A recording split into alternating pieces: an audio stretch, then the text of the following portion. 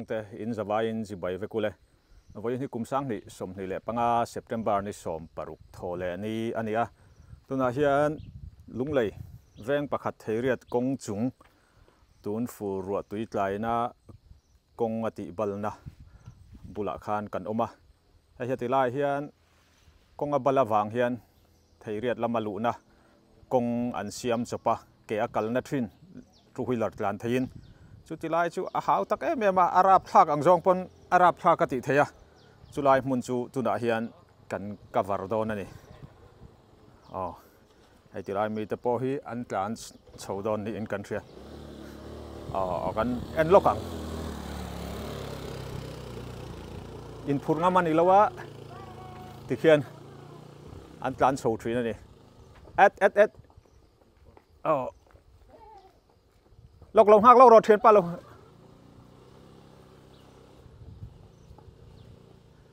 pui treng takani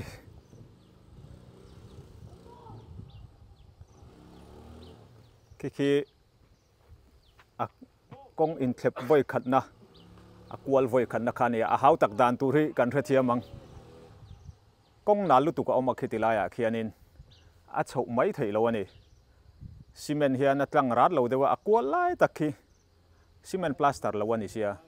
chu wang chuan nor nge angai thina ni china kha ne tilai athlang a hianin aliam teu khopa ake malam chu adak de uzuang man to a ei chia mi pa soi theilo khitilai khi chuanin an tan miau chuan in nor angai thin ni tuna chuan fakna huni lo mang lokang u Sunny Leon le Bengali superstar Nusrat Jahan te mathea ansiam Benzeli hi ani tan lomna athlen nge yang app download la cheng zanin alo muak nga lang che Facebook a ingai dani tho awangin cheng zanga dong le in izin kong tran nan cheng za thum som nga han dong phot te le app chunga hian thilom om tak oma login top la han khu hong te le UPI le bank transfer mangin rang takin poisa adalu theya ni tin lut la ni tin alom man don theina hai hong ro le midang iron som lu tani chuan in pahni tan loman awmanga ipian champualin thilpek cheng sanga man hu adon theibok akot rich 80 ti manghian bulron tran ve ta che kan affiliate program ron jong tu tatan thlatin 50% commission ombok comment link kan da hi metkeula benzelia izin kong hanzo tran ve te le a chuk jong in tlan thinem tlan thin thomo na lutuk kan en chin don ani hay anin pura in phurngam chi ni lowa khi tilai kan hua khianin veilama khiana in thlepa voi khata kual lei thei lowa tin anal lu tuk boka ro sur lo zoka khi chu atlan thang ti riat voi khatna akwal thei tlat mai atang ani nakina chiang zokina muna kan han enanga khi an din muna ni thei riat khotang din muna ni a veng chung lama ho tur phei chuan he ta kong hnuaya kala so ta veng top lama tanga kol len lekha athui boxia chu wang chuan heti la hian an kal thina heti hian mei chian ni amo mi pan ni amo nau pai lai an ni amo raipur an ni amo hetianga anti trau hingai thina akong ol sam china khiti khian an chua ka chiang zokina hmuna kan han endon ani a chuk zong phei chuan a lo om zuala chau suala ol khop mai heti lai hi zir top ni khan kakal to keipon ka chau suala ka voi khat tlan na nia ru lo tam sia kong an repair ni ania kan chho don ani enge adin mun hei han entai la hi kong pa ngai ni ta metal road atang hian apenga ke akal na thin khatina zo kong kan tiang chi kha ania fe kong ang chi hi heti hian a chowa thala ka hian a chho lo zoka a chan chu camera hi kan keng kang tlang puya kan chuklak thina wang ani a hetian kong hi a chho hian a chho ngara heti lai kong laklo phe chuanin speed down ngamani lo ani a chak lama tang an ron chho thin an ron chuk thin boxi chu wangin a in mu mai thei si lo hon pe ka nga ya ki hei hi an din mun ani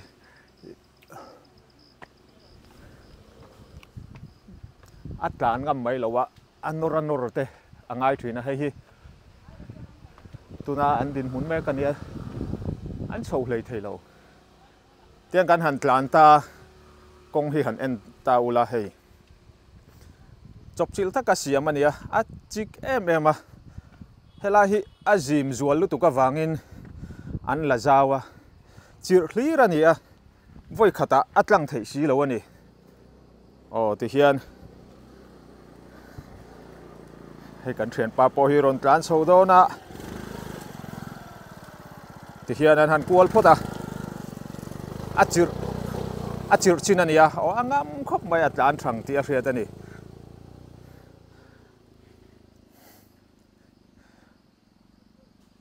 bullet phei chu rin ai lo ri chia mani kan kalpon che sual in so na deu te pon oma du than tur dang hi wang em anal boxia khatilaya khan ti fu lo chuan voi thum te helai na la hian an kual phota nga ya anin soi re manga ya ti chuan hetilai po hi ala nal pha ani ti hian konga hian an kal ta zela khitilai khian tran tru a le a ding zong in kong hi a in thlep vele thunga hei ni china kan thian kalta te po kha an la thleng chho bik lawa an tanga kong kual hi an tlan chuwa phota ngai thin ani hetila hian a the ni na ma hetila hi chu a zia hleka atira tanga zaw sa dewa hian a har salu tuk lawa amaro chu kong chaklam pangatanga lei tlareng thin ani awangin tin kong hi tu thu sam lo hei a khuar ve dek duka a chi krep rupa chu wang chuan tlana hara lai te po hi two wheeler tlana tan chuan a khuar thuk ve sot viau maya an zo na sa thokhat ti achianga heta hian an chuak chho ta thin ani hetian kan muang hianin TV vela rala tanga miram kong chho tak taka two wheeler a rit phur chunga an tlante kan muthina turu kan tia amaro chu theiriata lunglei kho chung municipal council area maya lo thei loin hetiang hi alo omani ti hian an ron tlan chuak ta hi kong nuam chin chu ani hetilai hi kong nuam chin ani to ni china kan cover tira ron chho te po kha hei anin phur thei chaw ani tilai lo om lo china hianin tluk pala lo om me mani helai po hi anal phei vek sia kong thapa ngai ani lowa sikul bul ania amun mai chu nuam viawa amaro chu kong chopchil taka an siam ani wangin a tha thei lowa abak khan tura om lo ti top mayang a chan chu national highway 306 lampang tlabung road kan ti theiriat kong hnuai lampang khu lei tlareng chu ba ka na lutuk ania two wheeler tan phei chuan a hlo oma four wheeler tan po a hre oma a khuar thuk boxia chu tilai kara chuan veng chung lam tan khu ta han tlan kuala ke am thum don han hel kual kha huna hek saka a thui boxia leimin reng ania dar ka renga mozat ti fulo chuan tan thei ani le boxia chu wang chuanin hetilai atang hian an hel thina engtika an siam nge ka hrechi alo ka lo zot lo hetilai hi chopchil deuh hleka an plaster te po ang riau ka tia theiriat veng chung lam kong chung kan ti mai amin nuwa siam chop te po anga ti hian an han rit chika kong lai te hi chu an rita an alutuk lo nan hetilai hi tran tru kan ti kha ni a thlanglam atanga chiarin kong voi ni in the na kha te min azia amaro chu athlang lampang jok tran wan khu a in the voi khat na khu a hlo om ta em mani a chuk zong a tlan te po an om thina amaro chu ru atlak chuan abik takin khutilai kong kuala ati zo na akil an han hai chiau nu phei khu chuan angai na a omlo antia parapet ang chi te le railing tlak dal ang chi mu mal tak omlo ma sela heti hian mawin an siama aven chu aveng viawani abana thing an manga tin thing ding sa alo omlowa chumi be chan chuan hei phei hi chu omlo sela nunna chan te po kan omnok to in arin omani heti lai chin hi chu cement ania helai kual hi azima wangin an kual hlei thei thin lowa soi fe ngai thina chumi ti zia omnan chuan zirtop ni khan heti lai hi an hai zau ta an hai zau nu hian adiak zual ta thungani cement zong kha ati chiat ve angai se ti lai kong hi a chiau ema in soi fu angaya ei heti lai hi akai cement rigid pavement te pok an tiang chu tum lai tongin country at tlang lon thiam danin heti lai chin kha ani a hei a tire mark te hi han enila two wheeler ke a in ba kholo na lai a in her na lai ani a adum ve thlu ka chanangai ve viau ani heti lai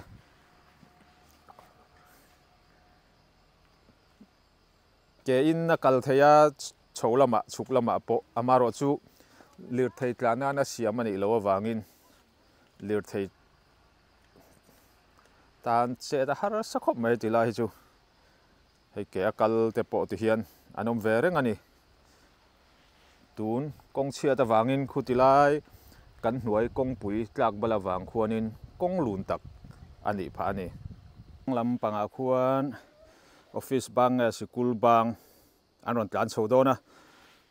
an phei khok thlengin an thak thin ani kong diak le nal ngam deuh abikin mei chetan chuan tlan chho chi ni lo wangin heti hian ke in an chowa mipa po ke ni nei lir thei khalama chuan ke kani in tingam chin tan lo chuan chho chi ani lo ani so yang khan heti lai hi an puai berna ani thina anal boxia heta hian anin siam rema an tlan chowangai don ani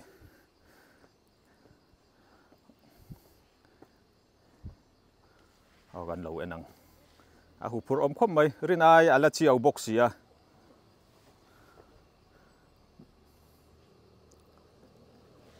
o khuron tlan chho don che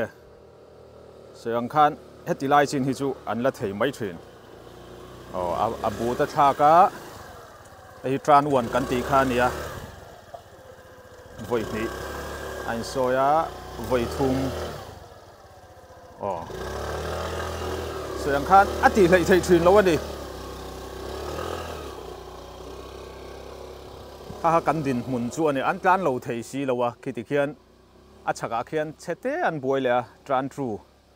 aoma a chak zo khi chu azia heti lai takhi a boi thak lai chu ania soi to ang khanin chuk zong phei chuan du thlan tur rang om lo a tlan lo to bangai ni he ta kong kuala kong chiau lu tuk lama an tlan angai thin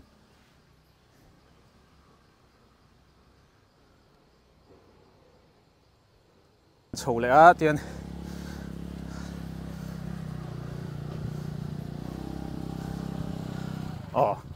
a voi khat na kual khat na nia rinai ati thei riau mai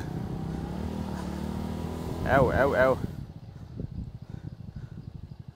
a bek ngam vaksi lo heti hianin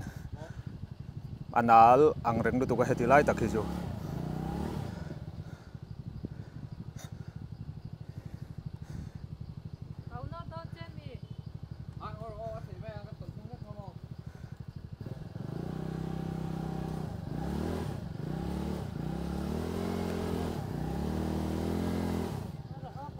a side stand kha kha kan la lak lo boxia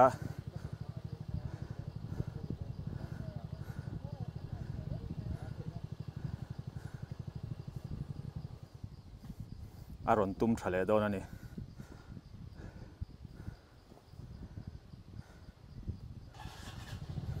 so soi tong khan be ve fe ngai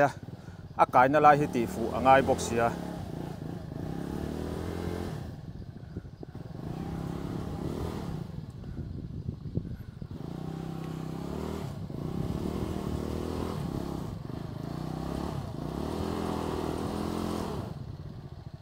kalau nor pu yang se boya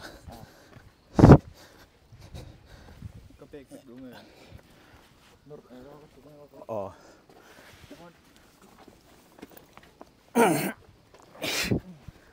oh kai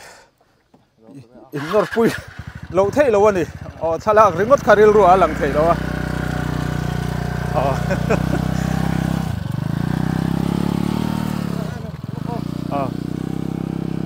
achak lampang po khi ala hau tak ang reng via wani khi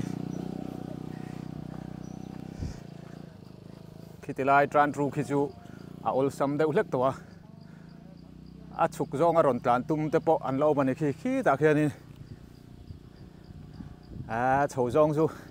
en tin tin mo ti da no ma a chuk zong phei chu kangam mi lo kai chu a ti mấy chi lo ani tilai chu ti khian a chuk zong a ron tlan pon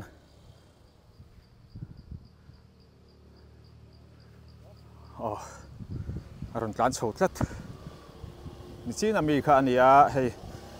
an thian nu ina khal chhongam chi lo mei ching yan a scooty da felte te a azula le a atlangwal khop mai o ti thang deuh ani ni chu voi khanna a chuak nol mai ma se hetila hianin an in tok loi lo thei lo a an mu lok thei si lo a rin ai an ti thei phian zal mai a chuk zong hi kan lau ber kan hu phur ber khania sim khur dawin o thawang lo ri ron chho lak lon om boxi hetilaya a chuk to a ron chuk lak lo to boxi anin siam re manga yang hetila hianin ti deuh fe ngai mai theini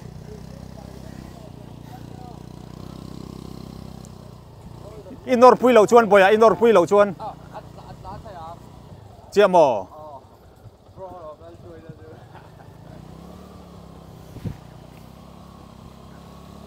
nor pui chu ngai do ne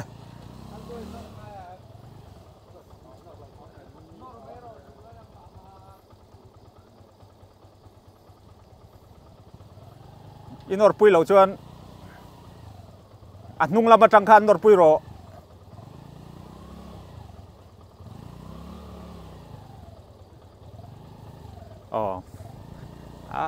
sati alo khop mai trek treka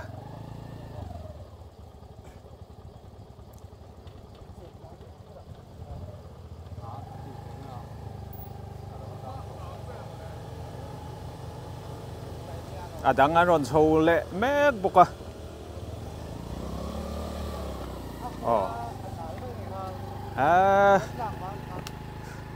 TV vela kan mu thin tlang ram kong lo om lutuk adventure ang zonga kan lo entrin kha eta lunglei municipal council area chungeya chian na thlena wangin kong pa ngai chiata wangin heti hian aum ta a chuk zonga tlan hi an tam lo khopa an hu phura wangin hei kan thian pa hi chuan ati thanga niang itlan to thin en thret pa main a chuk zongin tlan to a zia lo chu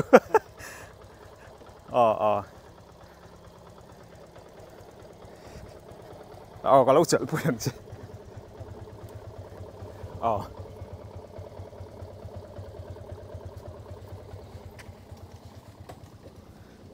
anh là mấy lầu khúc mày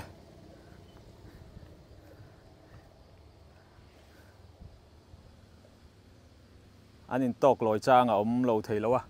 à chặt làm bộ anh thò mà trăng xuân anh là bùi vía vậy soi tong khan hay tỷ lai hi an tan thin na ania a ke hnung lamin a phiat na se thin lu duka chumi wang chuan an chuak thei lawa in pui nge ngai a thlang lam le chhak lamain mu lok thei boxi lawa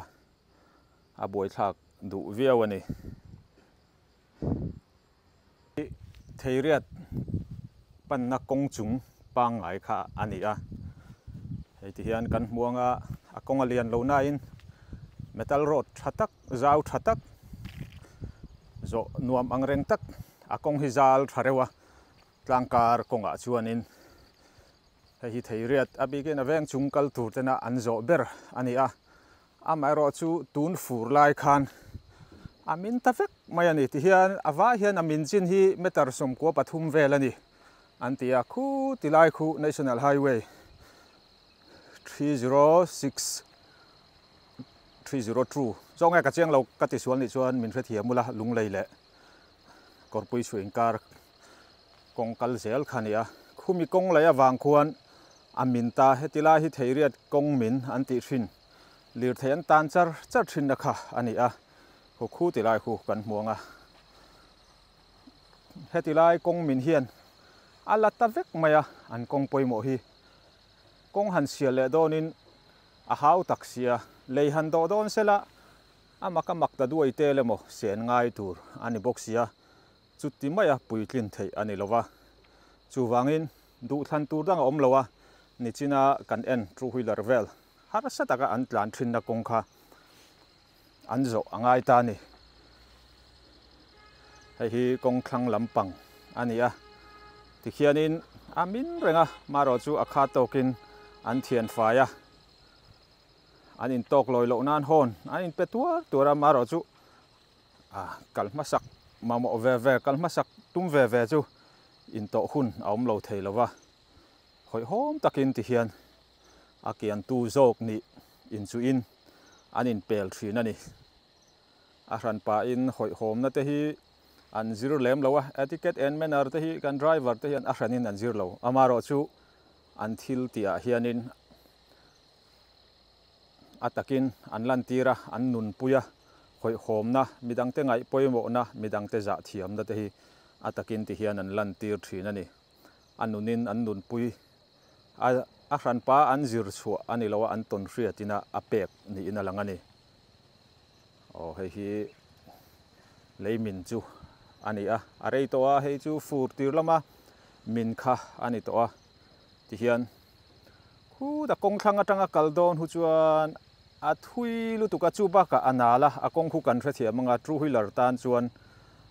a kong chuk lo chin ringot chir po khu tlan hu phur om thamani a khi ta khian an kuala langai le boxian ni veng chung kal tur abik takin chumi wang chuan heta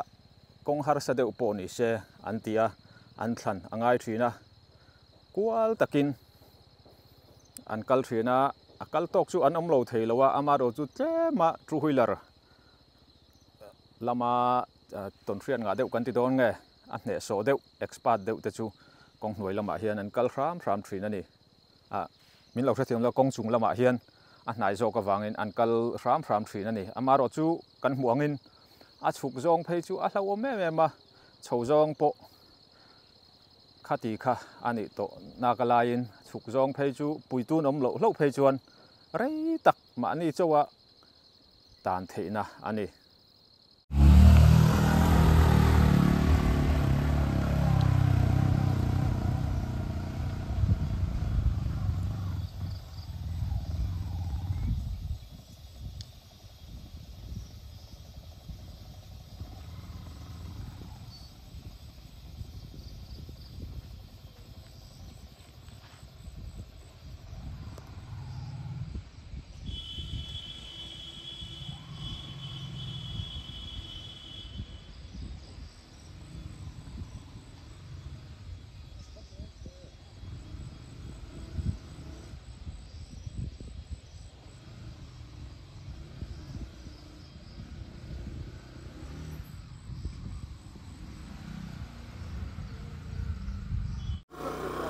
hay two wheeler taxi tuna hian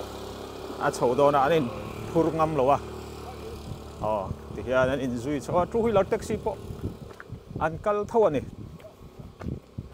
du thlan tur dang om lo wang ani berang chu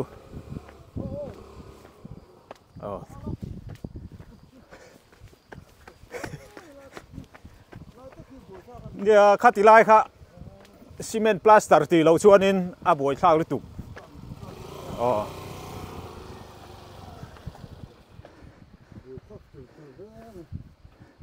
a cement lo chin hi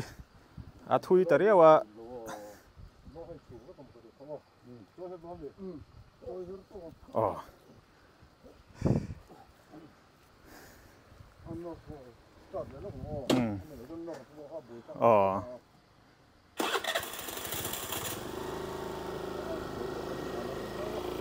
in ran alai kha a chuột po han al riau je la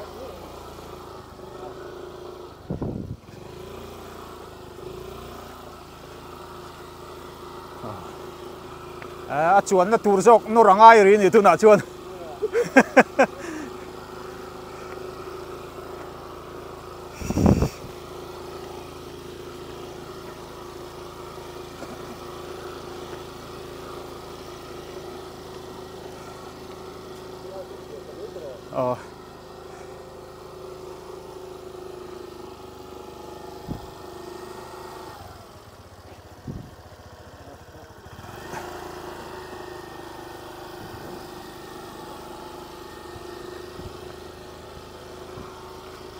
háo tắc rep rep khúc mày hơi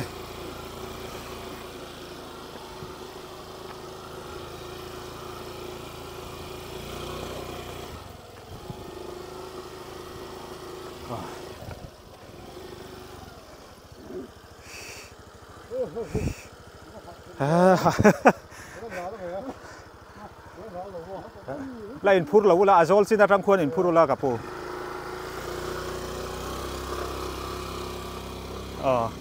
ông hít tè đâu lu tục à tét tét phải là lâu ông ole anh yêu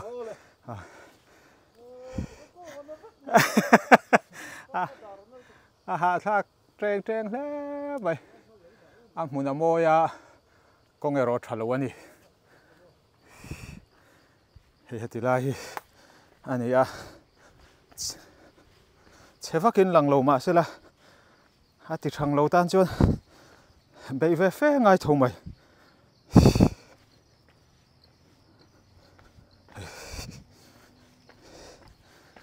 tay hồi dính xe đến ai lum đủ riêu mày xuôi huay to cắn khen thổi mày đón ai tập bò hi giao theo cắn hẳn thì tặng này thì phủ lộ chúa đi thăng lắm à liềm thác mấy ôi xăm tặc tù ra nhỉ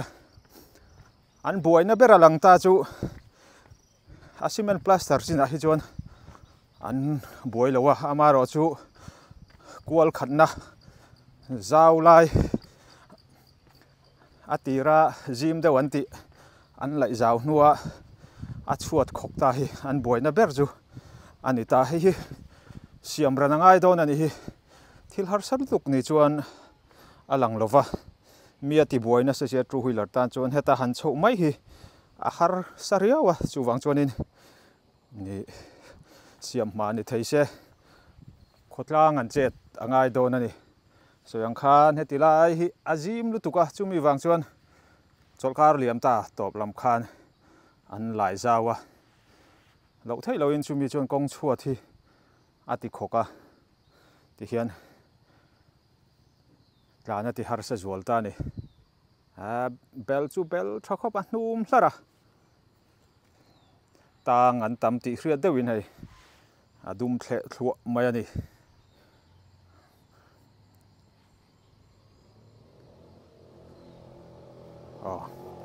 ai tru hui lar taxi ron bei chho vele a chuak thei angem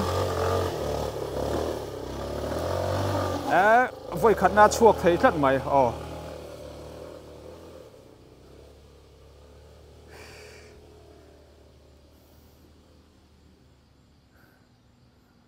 tiền kể in kal chuang nge nge ngai mi pakhat bak two wheeler chuan ngam ani lo in phur ngam ani lo ani a chuk zonga ron tlan an oma a chak dewa tang hon an ron pe an ron in phur ani hei chu ve thunga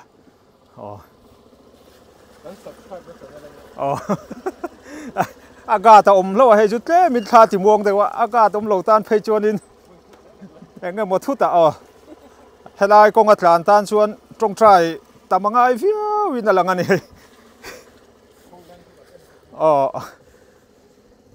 an ne so riau mai an ti thanga ni an la in phur zui le nga la tunami te khaju expert master class an ni an all sam khop mai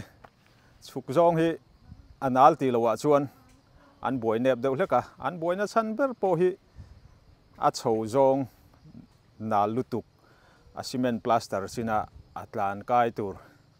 tlan kai zo lo ani thina ni eti hian tlak dal oma tlak dal hianin thla ti muanga nun na tam tak a hum hi manga chian na tam tak laka a chanang he hianin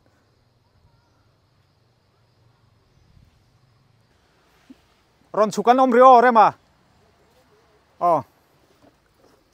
cái cặp pu hi ron chuk lok don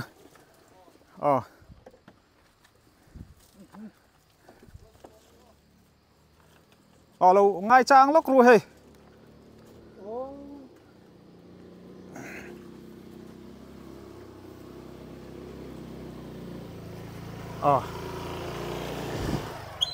anh tóc lồi lâu thấy xí lâu á buổi tha cái này hết thì lại hi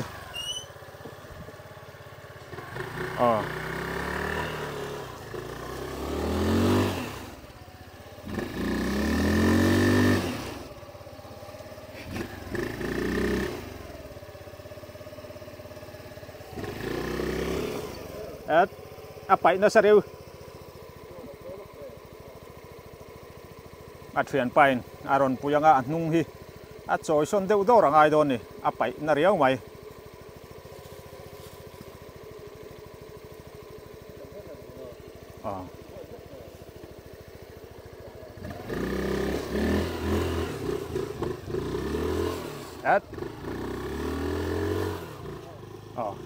chuộc tai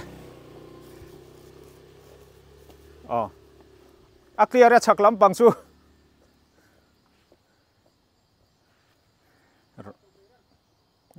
ron chho turan om le azim lai in tok loi a hlo om em em liam lek lek ni china po khan a ke malam tla man to te an oma phim khuranga ya atluan atlak dal siam chi ani hetilai hi tin har salutu kan ilon tura ngai la anal an buai thin lai hetilai hi plaster vat angai ni ngai poimo masaka nei nge ngai chin hi chu an ron tlan so do na thlang lama tang khuanin scooter nge bike kan la hrechi alowa ni atla don suar to he kan hrethi amanga khom dana zirin amaro chu lir thei veivak le mihring veivak an omrenga chu chuanin kong poimo tak kong lun pa ngai tak ani ti atilang chiang viau mai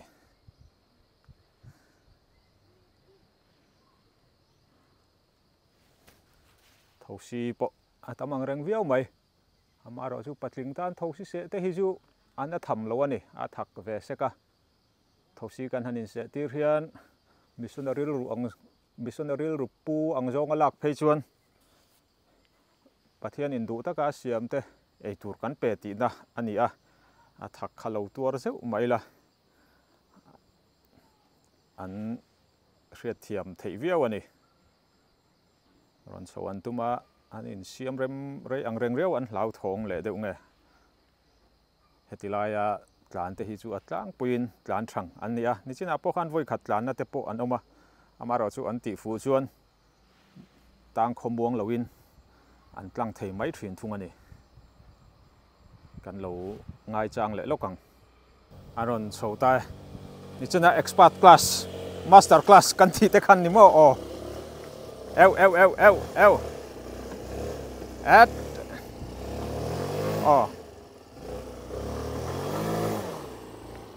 mi ron no lang ti te po lo om lom le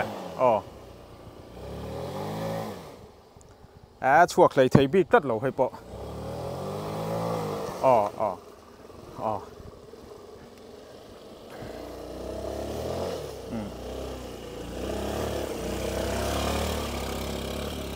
ron tlang ol sam ang reng view zel mai ani phei khi chu a chuk lam po ha kan mu anga a thian pa ne an ron in phura ol sam takin atlang mai ni atlan thang tin athisenin angam bokani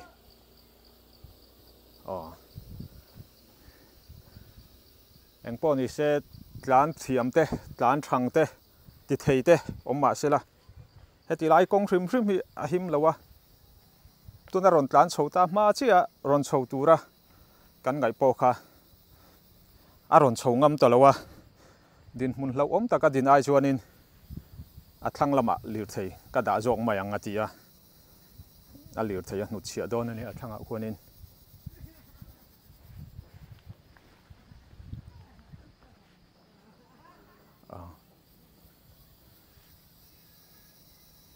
a ron chho le don a hei in tok loya hlo ong khopa in ti buai chi lo ani heti lai kong an tlan lai hi chuanin a in siam rem te te a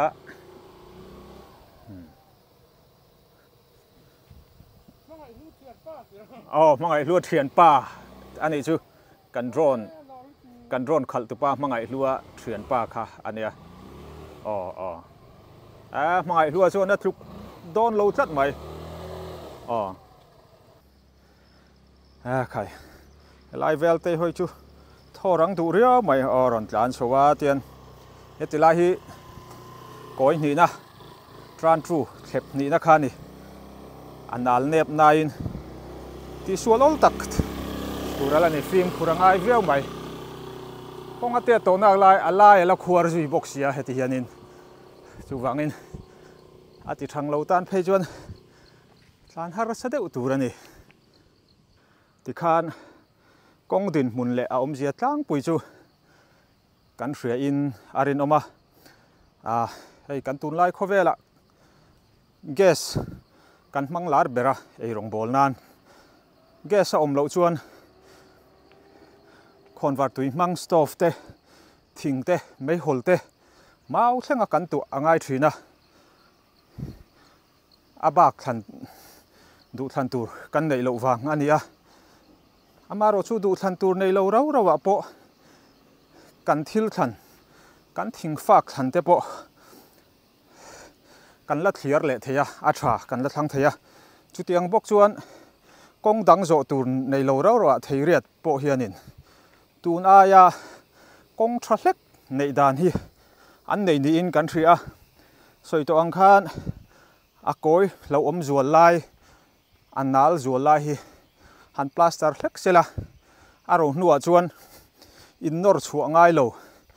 kluk le kleng form kem lowa tlan chuwa thei dan aum kan be se ya tin khuate po atui hul chho tial tialanga hetilai kong pui theiriat kong chung hi atlang mai mai don lova dam rei nga thil te po ani mai theya metar som ko pathum velani te antia ka chiang sia lo ke ma chuan athui ang reng viawa leite leido kai te soyania leihan do kai don po ni sela project siama akuma kumtel fe kal turania chumi ma chuan hetilai kong hi anzo nge anga ya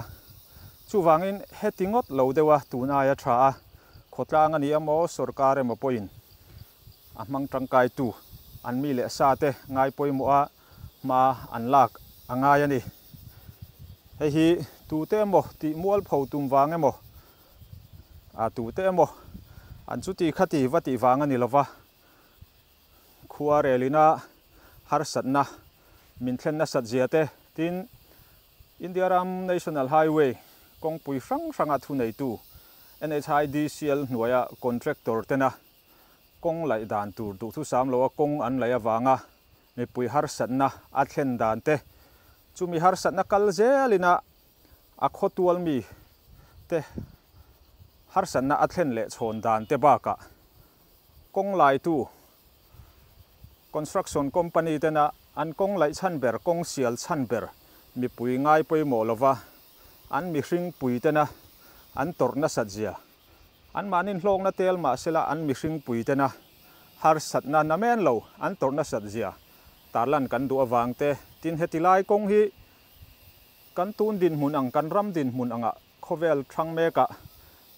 municipal council area phei chuan lir thei tlan na kan be sei ngam lo ani a chu tianga lir thei an tlan chu adventure ang zong pon adang dai hrim hrim amak hrim hrim ani ti in tun tuma hian video kan ron siam ani kan video min hlut saka min lo clear sak thin tu zong zong te in zawa ya chunga kan lom tak zet ani